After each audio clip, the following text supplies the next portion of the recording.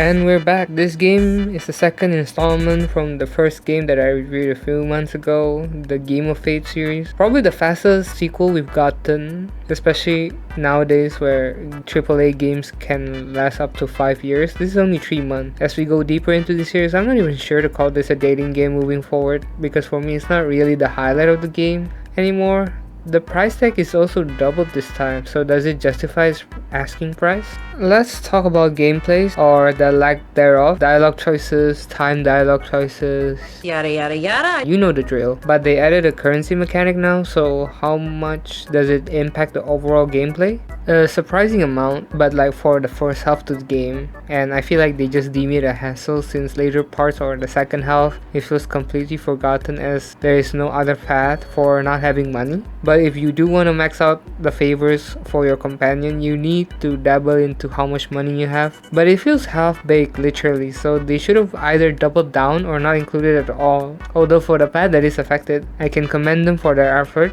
This could either make it or break it for you, but it kinda did hinder for me as a completionist. Speaking of doubling down, I feel like the characters here are even more complex considering how low the bar compared to the competition is. It's not really a difficult task, but I came out of the game feeling empathetic towards their situation and story, which cannot be said for other games in the market. I feel like I understood the characters' personality and the arc they went through, and there's a single story that keeps it grounded and purposeful. It feels more focused instead of just, oh, I like you just cuz story types. But sadly, there is zero connection between the previous and this one other than the time travel communicator, and I feel like it's a missed opportunity because the game vaguely explained how you got there, but the ending doesn't explain it either. It's driving me insane. It's stupid. I had to read the lore page just to get something, an explanation, anything, and this is what happens when you go too deep into the lore when you shouldn't really care at all. Take a look at this.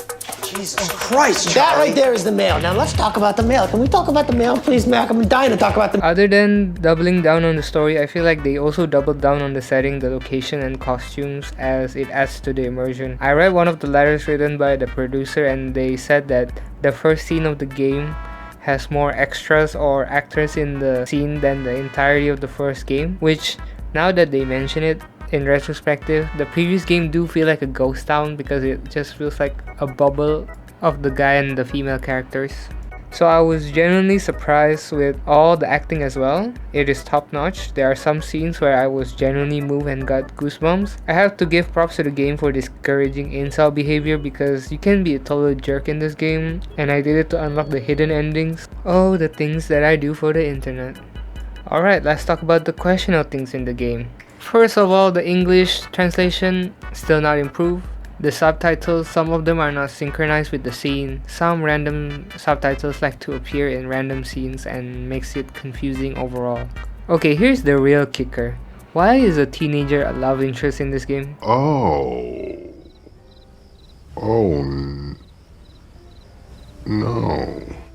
Alright, let me explain. Since you're stuck in the past for 10 years, that young girl you met in the first scene is an actual love interest. To be fair, the 10-year gap makes her an adult, I hope. From a protagonist standpoint, I'll have the ick if it were me, especially with you go back in time to save her from something. There's literally a scene calling her a little sister. This is not okay. This needs to stop now. And the worst part is that I got her ending from my first playthrough. Ladies and gentlemen, we got him. Okay, you know why? Because it's the easiest one to max out, because it accumulates when she was still a teenager.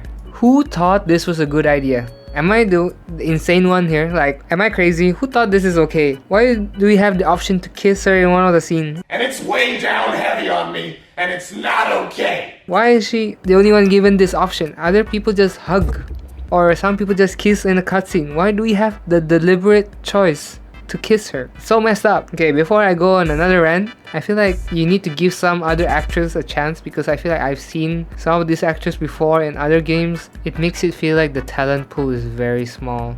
Although I wouldn't judge them though. Who would want to have this in their resume? In closing, I do recommend this game because the story is worth investing in, and especially if you are a fan of ancient Chinese TV shows, I feel like this is right up your alley.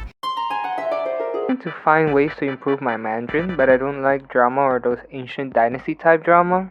You could not live with your own failure. Where did that bring you? Back to me. If you are a fan of these types of games, I do feel like they raise the bar in terms of production quality, writing and acting. It's not knowledge or no lady type of fun, but there is some political drama in it which makes it more interesting. So take it with what you will. Thank you for watching, and as for the next video,